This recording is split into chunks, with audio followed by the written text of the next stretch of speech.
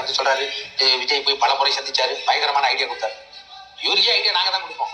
யாருக்கு அண்ணனையே நாங்க தான் எல்லா ஐடியா கொடுப்போம். இவரு போய் ஐடியா கொடுப்பாரு. ஒரே ஒரு தடவை சந்திச்சாரு விஜய் சந்திச்சு ஒரு தடவை இவர் பேசுறதுலேயே விஜய்க்கு தெரிஞ்சிருச்சு. நான் வந்து திருமாவளவனை கூப்பிட்டு வந்துடுறேன், நான் வந்து ஐயாவை கூப்பிட்டு வந்துடுறேன்.